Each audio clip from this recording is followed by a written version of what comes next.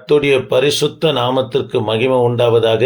தேவ பிள்ளைகளை நாம் தொடர்ந்து ஆதியாகம நாட்களிலிருந்து ஒவ்வொரு நபர்களாக தியானித்து கொண்டு வருகிறோம்.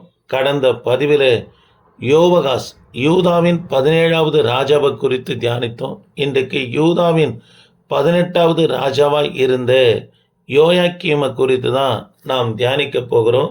தேவ பிள்ளைகளே, இந்த யோயாக்கீம் வாழ்க்கையிலிருந்து நாம் கற்றுக்கொள்ள வேண்டிய பாடம் என்னவென்று சொன்னால், யாரை கர்த்தர் பாவத்திலிருந்து வெளியே கொண்டு வருவதற்கு நினைக்கிறாரோ அப்பொழுது கர்த்தர் எச்சரிக்கும் போதும் உணர்த்தும் போதும் வெளியே வரலன்னா அவர்களுக்கு விரோதமாக கர்த்தர் திரும்புகிறத பார்க்கிறோம். அதே போல தான் இந்த யோயாக்கீமுடைய வாழ்க்கையில் கர்த்தர் அவனை திரும்புகிறார். தேவ பிள்ளைகளே, கர்த்தர் உணர்த்தும் போது பாவத்தை விட்டு அக்கிரமத்தை விட்டு ஒரு மனுஷன் வெளியே வருவானா, விழுந்து போன தாவீதின் கூடாரத்தை கர்த்தர் எப்படி எழுப்பி நிறுத்தினாரோ அது போல நிறுத்திடுவார். கர்த்தருடைய வார்த்தையை உதாசீனப்படுத்தி ஊழியக்காரனை அவமதிக்கிற, பாவத்தை எச்சரிக்கிற ஊழியக்காரனை தீர்க்கதரிசியை அவமதிக்கிறவர்களுக்கு கர்த்தர் தமது வார்த்தையை, அதாவது தீர்மானத்தை அவனுக்கு விரோதமாய் திருப்புகிற தேவனாக இருக்கிறார் என்று சொல்லி இந்த யோயாக்கீம் வாழ்க்கையிலிருந்து நாம் பார்க்க போகிறோம். தேவ பிள்ளைகளே, அதற்கு முன்பதாக இவரை குறித்து ஒரு சில காரியங்கள் சொல்லும்படியாய் அடியன் விரும்புகிறேன். தேவ பிள்ளைகளே, 16வது ராஜாவாய் இருந்த யோசியா, இந்த யோசியா ராஜாவுக்கு 2 பிள்ளைகள் இருந்தாங்க. மூத்தவன் யோயாக்கீம், இளையவன் யோவகாஸ்.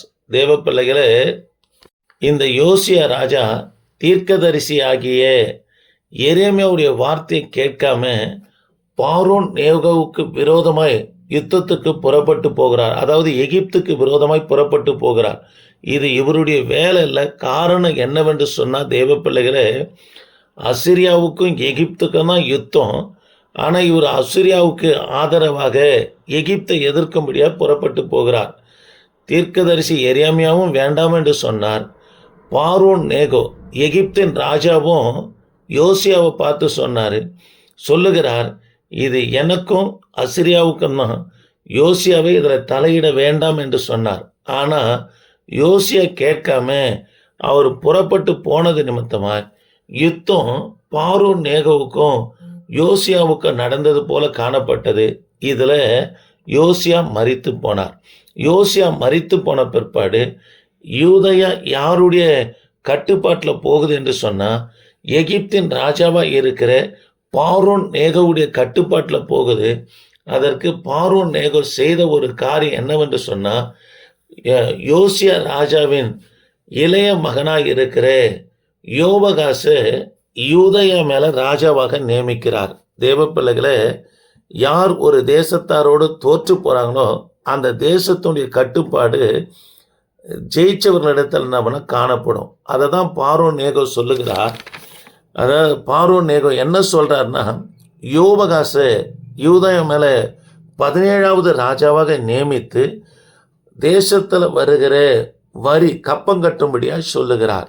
இவர் கப்பம் கட்டாமல் போனது நிமித்தமாய் 3 மாதத்துக்குள்ளே இவர் எகிப்துக்கு, அதாவது பாபிலோனுக்கு கொண்டு போகப்பட்டு எகிப்தில் என்ன பண்ணால் இவர் கொலை செய்யப்படுகிறார். அது மாத்திரமல்ல, இவர் மேலே அபராதம் கட்டப்படுகிறதே நாம் விதிக்கப்படுகிறத நாம் பார்க்கிறோம்.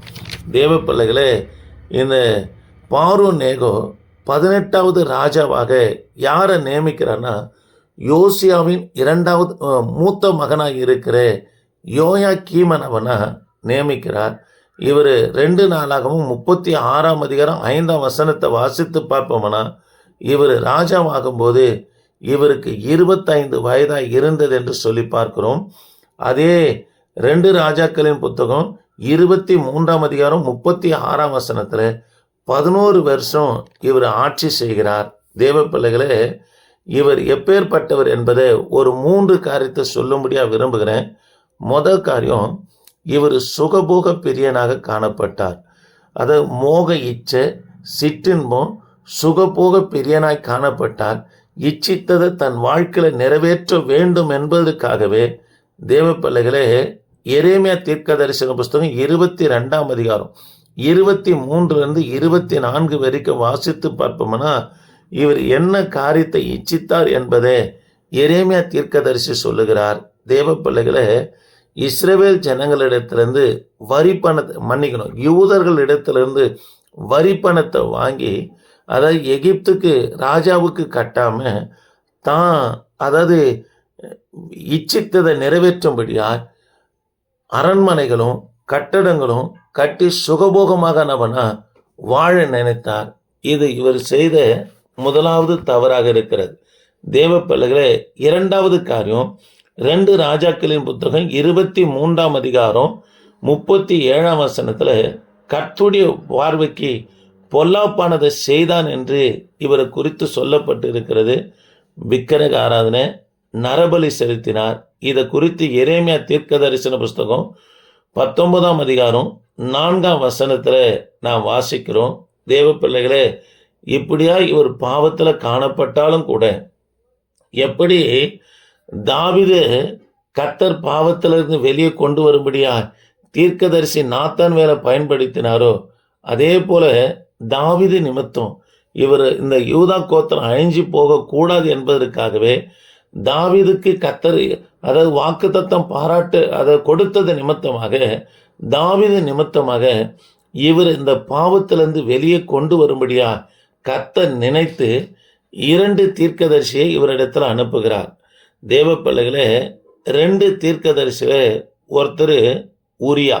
இது எங்க பார்க்கலாம்னா, எரேமியா தீர்க்க தரிசன புஸ்தகம் 26ஆம் அதிகாரம் 20லிருந்து 23 வரைக்கும் நாம் வாசித்து பார்ப்போம்னா இவரை குறித்து சொல்லப்பட்டிருக்குது. உரியா தீர்க்கதரிசி இவருடைய பாவத்தை குறித்து எச்சரித்தார். ஆனா உரியா தீர்க்கதரிசி என்ன பண்ணா, இவர் கொலை செய்தார். தேவ பிள்ளைகளே, எரேமியா தீர்க்கதரிசியும் அதாவது தோல் சுருள்ல, அதாவது இவருடைய பாவங்களை எச்சரித்தனவன எழுதி அனுப்புகிறார். ஆனா எரேமியாவுடைய வார்த்தையை கிழிச்சு தீயிட்டு கொளித்தனவராய் யாரு காணப்பட்டார்னா, இந்த யோயாக்கீம் நவன காணப்பட்டார். அது மாத்திரமல்ல, எரேமியாவை கொடுமைப்படுத்தி சிறையில அடித்தவனாக யாரு காணப்பட்டார்னா, இந்த யோயாக்கீம் காணப்பட்டார். தேவ பிள்ளைகளே, கர்த்தர் நமக்கு பாவத்தை குறித்து அல்லது நாம் தரிசன விட்டு வழி விலகி போகிற காரியத்தை கர்த்தர் தீர்க்கதரிசிகளை கொண்டு, வேத வசனத்தை கொண்டு, சபை ஊழியக்காரனை கொண்டு எச்சரிக்கும் போது நம்ம என்ன உணர்ந்து கொள்ளணும்னா, கர்த்தர் என்ன அந்த காரியத்திலிருந்து வெளியே கொண்டு வரும்படியா என் மேல விருப்பமா சித்தமா இருக்கிறார் என்பதை ஒவ்வொரு தேவ பிள்ளைகளும் உணர்வார்களானா அவர்கள் அந்த பாவத்தை விட்டு நம்ம வெளியே வருவாங்க.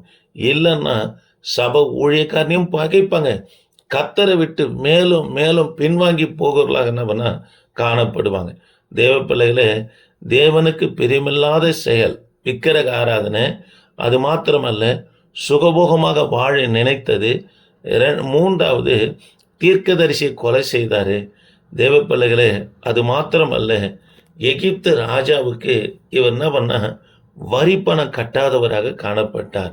இதனால கர்த்தர் பார்த்தாரு, பல தேசங்களை இவருக்கு விரோதமானவன வர பண்ணினார். இது 2 ராஜாக்களின் புத்தகம் 24ஆம் அதிகாரம் 2ஆம் வசனத்துல பாபிலோன், அசிரியா, மோவாப், அம்மோன் புத்திரரை இவருக்கு விரோதமா கர்த்தனவன வர பண்ணினார். அல்லேலூயா. தேவ பிள்ளைகளே, ஆனாலும் மனம் திரும்பல. கவனிப்போம், எகிப்துக்கு வரி கட்டளை. ஆகவே பாபிலோனுக்கு அதிகமான வரியை கர்த்தர் இவரை கட்ட வைத்தார். 7 ஆண்டு காலம் கட்டினார். அதற்கு மேல வரி கட்ட மாட்டேன் என்று சொன்னார். தேவ பிள்ளைகளே, தீர்க்கதரிசி சொன்னது போலவே இவருடைய நாட்கள் துக்கமா முடிந்ததுங்க. இது எங்க பார்க்கலாம்னா, எரேமியா தீர்க்க தரிசன புஸ்தகம் 36:30, 2 நாளாகமும் 36:9 7, எரேமியா தீர்க்க தரிசன புஸ்தகம் 22:18-19 நாம் வாசித்து பார்ப்போம்னா, பாபிலோன் ராஜா எருசலேமில் இவனை வந்து யோயாக்கீமை கொலை செய்து இவனுடைய பிணத்தை வெளியில பணியில நினையும்படியா எரேமியா தீர்க்கதரிசி சொன்னது போலவனவனா அவர் செய்தார். தேவ பிள்ளைகளே, இது அதாவது இவருக்கு துக்கமாய் முடிந்ததற்கான காரணம், இவருடைய முடிவு என்னவென்று சொன்னா, கர்த்தர் யாரை எந்த பாவத்திலிருந்து வரும்படியா எச்சரிக்கிறாரோ அதாவது கற்ற உபதேசத்திற்கும், அதாவது போதிக்கிற உபதேசத்திற்கும் மாறான பாவத்தில் இருக்கிற அவர்களை கர்த்தர் வெளியே கொண்டு வரும்படியா சின்ன பிள்ளைகளை கொண்டும் பெரிய தீர்க்கதரிசிகளை கொண்டும் வேத வசனத்தை கொண்டும் சொப்பனத்தின் வாயிலாகவும் கர்த்தர் எச்சரித்துக்கினே இருப்பார். ஒரு காலம் தாங்க வெளியே வரலன்னா அவங்களுடைய முடிவு எப்படி காணப்படனா, ஒருவரும் அவங்கள சீண்டாதபடி. எப்படி யோயாக்கீம், அதுவும் ராஜாக்கள் குடும்பத்திலிருந்து வந்தவர், அப்பாவும் ராஜா, தம்பியும் ராஜா, இவரும் ராஜா. ஆனால் இவருடைய பிணத்தை அடக்கம் செய்யப்பட முடியாமல் பணியில் கெடுக்கும்படியாக கர்த்தர் செய்தாருங்க. தேவ பிள்ளைகளை பரிதாபமாக முடிகிறது.